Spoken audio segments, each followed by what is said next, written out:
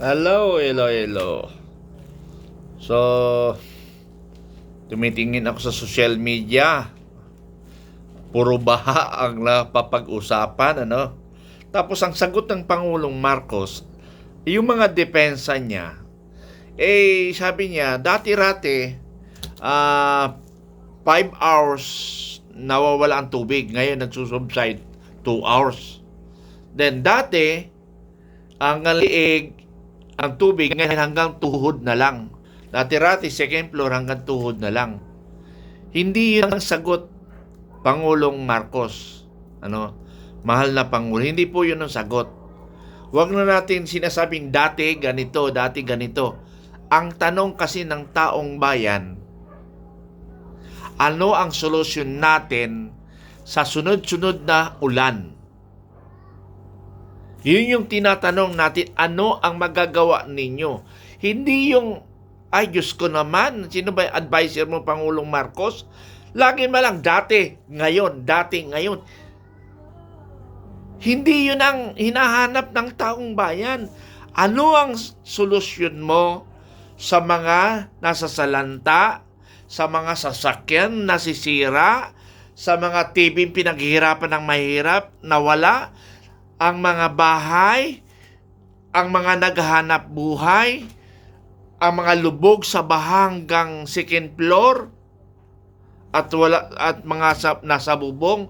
Ano ang solusyon? Yun ang dapat ipaliwanag mo, mahal na Pangulong Marcos. Kayo mga advisor naman ng mga gunggong, ha?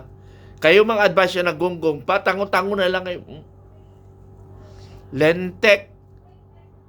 Hindi yan ang solusyon, yung noon, dati, noon. Hindi yun.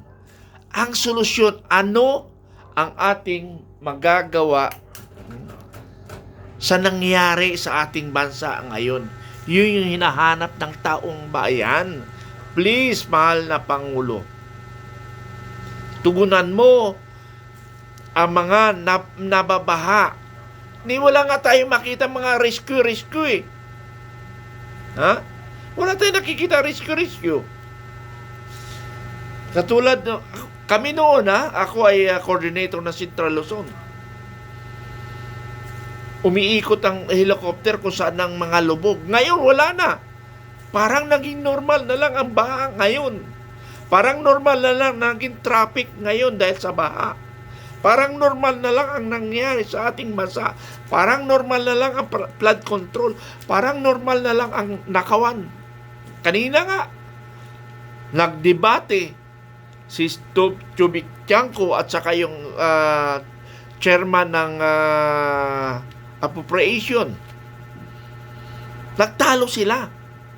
Umabot ang 30 minutes na walang nangyari. Ay mga gonggong kayo, mga congressman kayo dyan.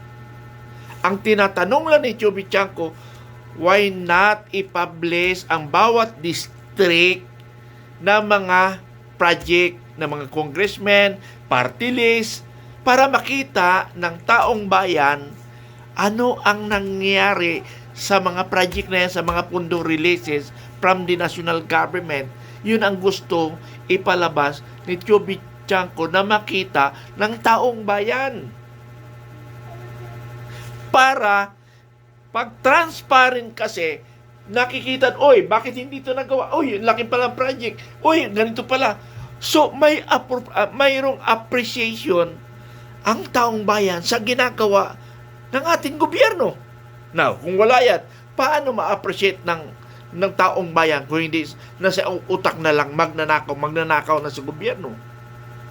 Simple ang hiling ni Chubik Tiangco. Transparent. Bakit ang Senado, ang mga ginastos ng 16 billion a year, hindi nga malaman kung saan napunta yung 16 billion a year eh. Kung saan distribution nun eh. Katulad yung umpisa pa lang nung nadali sila ka Eric at saka si Dr. Abadoy, yung 2 billion up to now, mag-aapat na taon na. Yung 2 billion hindi nila na-explain. Hindi nila na-explain hanggang ngayon. Ngayon ang gusto ni Congressman Toby Chanco, transparent. Bakit ang liquidation nila is only certification? Now, yung mga prosecutor ngayon, pag nag-imbestiga, matitindi sila, pasilip-silip ngayon. Kayo nga, hindi nyo nga nagbibigay ng clearing eh. Hindi naman kayo intelligence. Dapat kayo may clearing kung saan yung ginamit yung pera. Intelligence, hindi dapat malaman yan.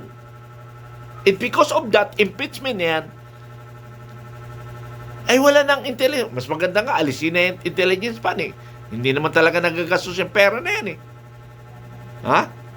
Ayun, ako company commander, hindi umubra sa akin ang mayor dyan. Sasabihin ng mayor, Teniente, wala tayong budget eh. Hindi sila makalusot. Mayor, bawasan natin intelligence pa natin. Hindi man natin nagagamit yan eh. Kami nga nagbibigay ng information sa inyo. Sa amin nga, wala kayong binibigay ng information. Bawasan natin kako intelligence pan. In kind, bigyan mo yung mga tao natin dyan na naghirap o mga pangailangan naman ng aming civic action activities. Pati yung disaster natin, Mayor, bawasan natin. Mayroon na tira na reserve. How many percent yan? Hindi nakapurma ang Mayor. Now, kung ang Mayor hindi magbigay, birahin ko ng birahin sa aking programa sa mga per barangay. Ganun lang yun. Kaya kayo military, ganun rin ang gawin nyo. Kayo mga company commander, battalion commander, brigade commander, provincial governor, ayaw magbigay, di birahin nyo. Ganun lang yun. Pero medyo professional kayo ba? Mga kernel, huwag na, ibigay nyo sa company commander. Kasi mga company commander, mga kampayan, sabi nga lang, utak pulbura yan. Ibigay nyo sa mga company commander kasi utak pulbura yan. Kawawa yung mga local official dyan pag nag-utak pulbura yung mga teniente, mga kapitan. Ganon. So, ulitin ko, balik ako, mga kababayan, nananawagan ako sa ating kababayan. Sa ating kababayan, sana naman transparent tayo, hindi certification of liquidation natin. Mga siraulo kayo.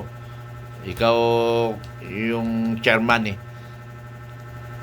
ginagawa mo, sabi nga ni Chubby Chanco, hindi naman tayo pinanganak ngayon nagagagawan lang tayo, tapos pag nag-iimbestiga lang 125 million pero yung 16 billion hindi, wala nga kayong clearing. Mga gago, ang tarantado. Tapos na, bahala na, bye bye, salamat. Gagawa na itong panahon ngayon. Ikaw, Pangulong Marcos, maging matapang ka nga para umayos ang bansa natin. Salamat. Yes, ako ay nananawagan sa lahat ng legislator at mga nasa pamahalaan na sana bigyang pansin ang mga nangyayaring baha ngayon sa sulok ng Pilipinas. Kasi nga talagang kailangan bigyan natin ng pansin o budget ito dahil nga mayroon tayong tinatawag na climate change. Mayroon talagang pagbabago. Mas malala pa ito sa susunod, So dapat ito ang paghandaan natin. Kung hindi natin paghandaan ito, mas maraming problemang kaharapin ang gobyerno. So sana naman ituloy natin ang mga magandang plano ninyo sa ating bayang Pilipinas. Pero hinihiling ko na ituloy talaga ang investigasyon sa flood control project dahil sayang yung 550 billion focus na doon sa SONA ng 2024 na sana naman ay maibalik kahit magkano lamang, dahil ang alam natin dito ang naka-allocate sa flood control is 1 trillion. Biro may 1 trillion, nasaan napunta yung pera na ito? Kaya ako nananawagan sa mambabatas na gumawa ng konkretong plano at batas na hindi pwedeng mabago na. Gawa tayo ng batas ngayon na talagang naka-focus lamang sa flood control. Ito ngayon ang mas priority kaysa sa kalsada. sa totoo lang, priority itong flood control project natin.